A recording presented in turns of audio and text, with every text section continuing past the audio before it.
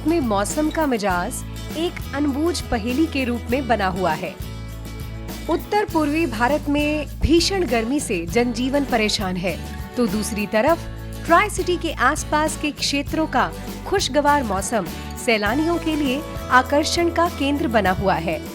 Weather काफ़ी ज़्यादा different है क्योंकि इन दिनों में काफ़ी ज़्यादा गर्मी होती है, पर आजकल वेदर मतलब काफ़ी ज़्यादा फ्लक्चुएट होता है। कई बार बहुत ज़्यादा गर्मी भी होती है, कई बार नॉर्मल सा वेदर होता है। ग्लोबल वार्मिंग की वजह से हमारी जो नॉर्थ पोल है, साउथ पोल है, उनकी सारी आइस भी मेल्ट हो रही है। उसकी वजह से जो बारिश का जो सर्कल है, मेल्ट होने की वजह से जो सी के लेवल्स है राइज़ हो रहे हैं, वेपरेशन और हो रही है, तो उससे बारिश का जो सर्कल है वो बड़ा ही एब्रप्ट हो गया है। इस टाइम में लू चलती थी मई में, जो अभी भी चेंज नहीं हो पाया है। अभी भी ठंडक है मौसम में। किसी भी चीज़ में चेंज आता है, चाहे वो समाज में आता है, चाहे वो मौसम में आता है।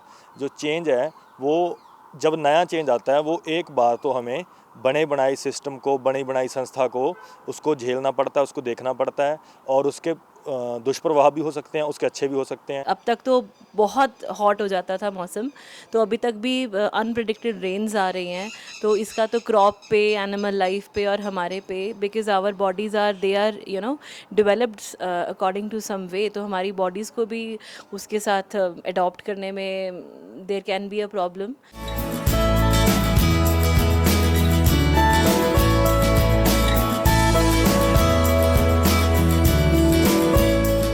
मौसम वैज्ञानिकों के अनुसार मौसम का बदलता हुआ मिजाज अभी कुछ दिनों तक और बना रहेगा। अभी जो पहाड़ों में बर्फबारी होने के कारण जो अभी प्रेजेंटली हमारी जो विंड डायरेक्शन है वो नॉर्दर्ली और नॉर्थ वेस्टर्ली विंड चल रही है, यानी कि जो हमारे ठंडे इलाकों से हवा हमारी तरफ, जो पंजाब और हरियाणा और इंक्लूडिंग चंडीगढ़ की तरफ चल रही है, जिसके कारण हमारे जो टेम्परेचर्स हैं काफ़ी 4-5 डिग्री बिलो नॉर्मल रिकॉर्ड किए गए हैं। ये सिनेरियो हमारा बस आने वाले 24 घंटे तक रहेगा। इसके बाद हमारा ग्रेजुअली जो टेम्परेचर राइज होगा। बहरहाल बदलते मौसम का बदलाव प्रकृति की गंभीर संकेत एवं चेतावनी के रूप में समझा जा रहा है।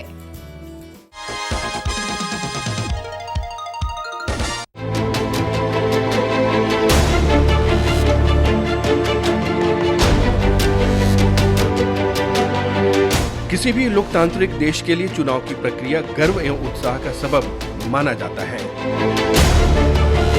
लेकिन मतदान का प्रतिशत अगर कम हो तो ये गंभीर चिंता का प्रसंग बन जाता है। ये लोगों को इस चीज को जरूर समझना चाहिए कि 2 घंटा लगे या 4 घंटा लगे, मंदिर में हम 5 घंटे खड़े रहते हैं। हम किसी पर्व त्योहार मनाते हैं, 4 घंटे उसमें डांस कर लेते हैं, और हम 2 घंटे वोटिंग के लिए नहीं खड़े। तो ये प्रमोट करना अभी भी किसी लेवल पर, चाहे तो समाज के लेवल पर हो, चाहे तो अपने एरिया के लेवल पर हो, या राजनीतिक पार्टी या टीवी चैनल की तरफ से हो, अभी भी जरूरी है। समय समय पर ज्यादा से ज्यादा मतदान हो और मत प्रतिशत में बढ़ोतरी के लिए भारत का चुनाव आयोग ने मतदाताओं से अपील भी की है। My first experience of voting holds a very special place in my heart. जब मैं 21 साल की उम्र में पहली बार मतदान करने गया तो ये एक एहसास था, एक जिम्मेदार नागरिक के रूप में विकसित होने का एहसास, अपनों से बड़ों के साथ उसी क्यू में खड़े होने का एहसास, जैसे हम भी बड़े हो गए। As a young boy, casting my first vote to now overseeing the 2024 general elections in the country, the largest democracy of the world, I feel life has come full circle. We have evolved into a gold standard of election management. We in the ECI have worked very hard for over 2 years, adding every eligible voter in the electoral roll, close to 97 crores. Preparing our 10.5 lakh polling stations within 2 kilometers of your reach. We walk an extra mile so that you don't have to walk. You remain within 2 kilometers. Commissioning of voting machines. Introduction of technology at each step. Timely disclosure of all our processes to you. You know what is happening all around.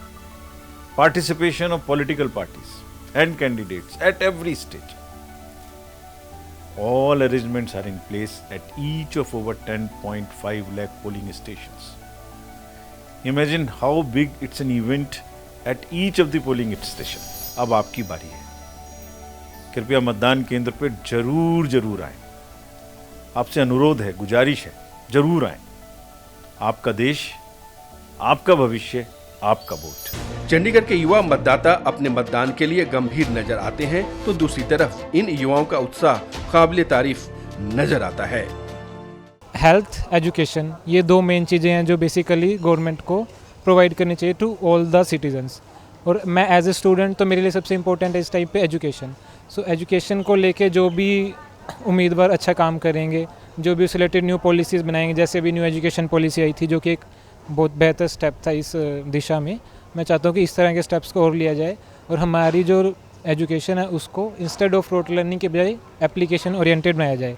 साथ में एक health जो है, जो सबसे बड़ा मुद्दा मुझे लगता है। सबसे बड़ा इशू तो हमारा ये अनएम्प्लॉयमेंट और भ्रष्टाचार। और ऐसा है कि हम वोट तो कर देंगे, वोट तो किसी भी पार्टी को भी कर सकते हैं, किसी को भी कर सकते हैं, पर ऐसा है कि सारे मुद्दे कास्ट सिस्टम के ऊपर डिपेंड करते हैं, कास्ट करते हैं, रिलीजियस के बेसिस पे वो वोट डालते हैं। हम ऐसा नहीं करते। देखो वैसे तो बहुत ਮੁੱਦੇ ਹੈਗੇ, ਜੇ ਆਪਾਂ ਗਿਣੀਏ ਤਾਂ ਬਹੁਤ ਸਾਰੇ ਮੁੱਦੇ ਆ ਜਾਂਦੇ, ਪਰ ਜਿਹੜੇ ਬੇਸਿਕਲੀ ਮੈਂ 3 ਮੁੱਦੇ ਗਿਣਦਾ ਕਿ ਇੱਕ ਤਾਂ ਸਾਡਾ ਜਿਵੇਂ ਕਿ ਯੂਥ ਚੰਡੀਗੜ੍ਹ ਦਾ ਬਹੁਤ ਭਟਕ ਰਿਹਾ ਹੈ, ਬੁਰੇ ਰਾਹ ਵੱਲ ਜਾ ਰਿਹਾ ਤੇ ਉਹਨਾਂ ਨੂੰ ਨੌਕਰੀਆਂ ਨਹੀਂ ਮਿਲ ਰਹੀ। ਇੱਕ ਮੇਨ ਮੁੱਦਾ ਇਹੀ ਹੈ ਉਹਨਾਂ ਦਾ। ਤੇ ਜੇ ਸਰਕਾਰ ਨੌਕਰੀਆਂ ਵਾਸਤੇ ਬੋਲੂਗਾ ਕਿ ਯੂਥ ਨੂੰ ਆਪਾਂ ਚੰਗੇ ਰਾਹ ਵੱਲ ਪਾਉਂਗੇ, ਜਿਵੇਂ ਕਿ ਸਪੋਰਟਸ ਵੱਲ ਪਾਈਏ, ਕਾਫੀ ਇਨਫਰਾਸਟ੍ਰਕਚਰ ਜਿਵੇਂ ਸਪੋਰਟਸ ਬਾਰੇ ਉਰੇ ਫੈਸਿਲਿਟੀਜ਼ ਨਹੀਂ ਹੈਗੀ ਇੰਨੀਆਂ, ਤਾਂ ਜੇ ਉਹ ਚੀਜ਼ ਨੂੰ ਸਰਕਾਰ ਲੈ ਕੇ ਆਉਂਗੀ ਤੇ ਵਾਅਦੇ ਕਰੂੰਗੀ ਤਾਂ ਉਸ ਹਿਸਾਬ ਨਾਲ ਫਿਰ वोट पाता है यूथ आजकल का। फर्स्ट ऑफ ऑल अपना एजुकेशन सिस्टम में थोड़ा सा सुधार आना चाहिए ताकि बच्चे अपने देश को छोड़ के बाहर ना जाए। एंड मतलब हर बच्चे को चांस मिलना चाहिए, अनएम्प्लॉयमेंट नहीं होनी चाहिए और कुछ डिस्क्रिमिनेशन नहीं रहना चाहिए, सब में मतलब भाईचारा जुड़ के रहना चाहिए। और थोड़ा सा लाइक कुछ कहीं जगहों पे मतलब थोड़े विलेजेस एरिया में रोड्स वगैरह का ध्यान रखना चाहिए। शिक्षण संस्थान भी चुनाव की गंभीरता एवं महत्ता का प्रचार प्रसार में अपना योगदान बखूबी देते नजर आ रहे हैं। हमारे कॉलेज में जो इलेक्टोरल लिटरेसी क्लब है वो बहुत ही एक्टिव है। सब बच्चों और स्टाफ को जागरूक करने के लिए कि सबने जाकर वोट डालना है, क्योंकि वोट जो है हमारा एक ऐसा वेपन है जिससे हम अपना कंट्री नॉन वायलेंटली चला सकते हैं। मैं अपने विद्यार्थियों से और चंडीगढ़ के जो नौजवान हैं उन सब से गुजारिश करूंगा कि नेशनल इलेक्शंस जो अपने चंडीगढ़ में और चंडीगढ़ के आसपास जहां होने वाले हैं अपने मतदान का प्रयोग करें। जो हमारी क्लासरूम्स हैं उसमें हम पढ़ाने के साथ साथ जो डिस्कशन करते हैं उनमें उसी से शायद हमारी जिज्ञासा बढ़ती है। हम एज टीचर्स हमें और सीखने को मिलता है, क्योंकि जो हमारे स्टूडेंट्स हैं वो पंजाब, हरियाणा, हिमाचल प्रदेश, मणिपुर, राजस्थान, बिहार, दिल्ली, अलग अलग प्रांतों से, लद्दाख, जम्मू कश्मीर, इनसे आते हैं। तो एक बड़ा ही यूनिटी इन डाइवर्सिटी हमें दिखती है हमारे क्लासरूम्स में। उम्मीद है पंजाब, हरियाणा व चंडीगढ़ के मतदाता अपने मत का अधिकार का प्रयोग करके लोकतंत्र के इस उत्सव में ज्यादा से ज्यादा अपनी भागीदारी को सुनिश्चित करेंगे।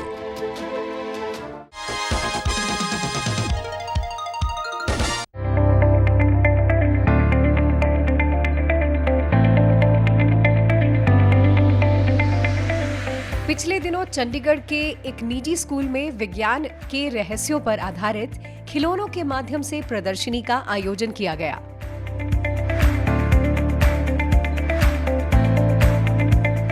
चंडीगढ़ के विभिन्न स्कूलों के स्टूडेंट्स ने इस प्रदर्शनी में बढ़ चढ़कर भाग लिया। बच्चों में कौतूहलता एवं उत्साह देखने को मिला। हमने AI को यूज़ करके एक गेम बनाई है जिसका नाम है a game of chance AI versus you, जिसके अंदर हम AI के साथ रॉक पेपर सीजर्स खेल रहे हैं। तो इसके अंदर हमने डिफरेंट प्लैक कार्ड्स बनाए हैं, जिससे जो AI है वो हमारा प्लैक कार्ड देखता है और उसके बाद वो अपना एक चूज़ करता है, रॉक पेपर या सीजर्स, और फिर वो हमें बताता है कि हम जीते हैं या फिर हम हारे हैं। और ऐसे हमने ML एनवायरनमेंट, जिसको हम मशीन लर्निंग एनवायरनमेंट कहते हैं, उसमें इमेज क्लासिफिकेशन यूज़ करके ये प्रोजेक्ट पिक्टोब्लॉक्स पर बनाया है। मेरा नाम समृति है। मेरा नाम नाज है। मेरा नाम वरेन्या है। और हमने गेम बनाई है रॉक पेपर सीजर्स। हमने वो गेम बनाई है एक ऐप पे पिक्टोब्लॉक्स, और हमने वो game machine learning block coding से बनाई है। और हमने एक AI ओपोनेंट को बोला है कि हमें चैलेंज करने के लिए। आज हम आपके समक्ष हमारा मॉडल पोज एनिमेटर प्रत्यक्ष करते हैं। तो ये मॉडल में हमने AI, SVGs, paper library and TensorFlow models का इस्तेमाल किया है। इस प्रोजेक्ट में आपकी सारी प्रक्रियाएं ये मॉडल्स दोहराएंगे। ये बच्चों व बूढ़ों के लिए एक बहुत मज़ेदार प्रक्रिया है जिससे उनको मज़ा आ सकता है अपनी रोज़मर्रा की ज़िंदगी में। हमारा प्रोजेक्ट है ये ब्लिम्प है।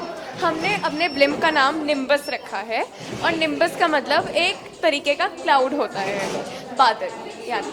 तो फिर हमने ये जो हमारा ब्लिम्प है हमने इसको हीलियम से भरा है।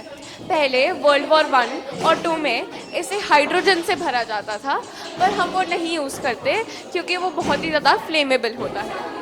तो इस ब्लिम्प के काफ़ी सारे इस्तेमाल किए जाते हैं पूरी दुनिया में, जैसे कि एडवर्टाइजमेंट के लिए, क्रॉप मॉनिटरिंग करने के लिए एंड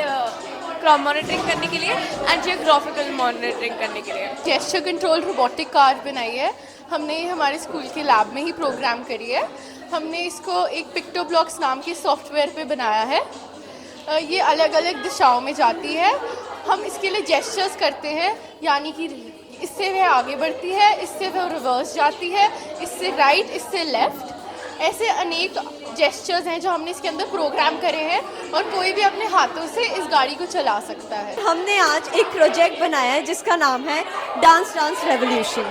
ये बहुत ही मज़ेदार एंड बहुत ही अच्छा प्रोजेक्ट है जिसमें हम बेसिकली इसमें सामने प्रोजेक्टर पे हमें इंस्ट्रक्शंस दिखाई जाएंगी एंड हमें उन इंस्ट्रक्शंस को फॉलो करना है, जिसके हिसाब से ये चलेगा एंड डांस की गेम हमारी होएगी। अब ये गेम खेलेगी जैसे कि एरो बता रहा है वैसे ये गेम खेली जा रही है इधर। तो दूसरी तरफ शिक्षक इस तरह के आयोजन को सकारात्मक पहल मानते हैं। आज हमने एक टेक्नोलॉजी एग्जीबिशन लगाई है जिसका नाम है टेक्नोस्केप। इसमें हम वो सारी नई टेक्नोलॉजीज़ दिखाना चाहते हैं जो आगे आने वाले फ्यूचर में हम सबकी लाइफ का हिस्सा बनेगी।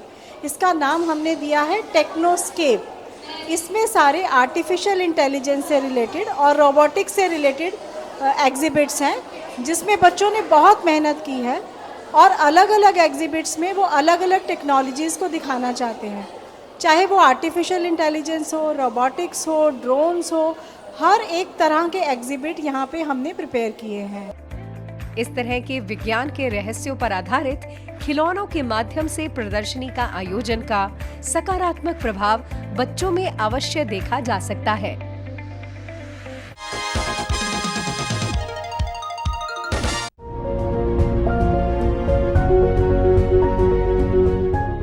बिरहा के सुल्तान के नाम से मशहूर शिव कुमार बटालवी की मशहूर गीतों पर आधारित एल्बम मेनू विदा करो मेरे राम का चंडीगढ़ प्रेस क्लब में पद्मश्री सुरजीत पात्र द्वारा रिलीज की गई।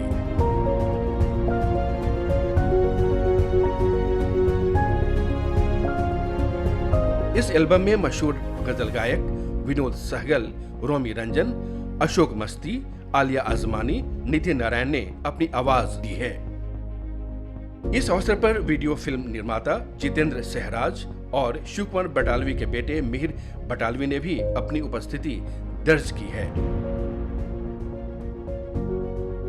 एल्बम रिलीज समारोह में पंजाब म्यूजिक इंडस्ट्री के कलाकार व संगीतकार, दूरदर्शन चंडीगढ़ के कार्यक्रम प्रमुख उमेश कश्यप के अलावा टेलीविजन इंडस्ट्रीज के लोगों ने भी इस समारोह में शिव कुमार बटालवी के साहित्य के योगदान को याद किया। बहरहाल इस तरह का आयोजन संगीत के क्षेत्र में नई ऊर्जा का संचार करता हुआ अवश्य नजर आता है।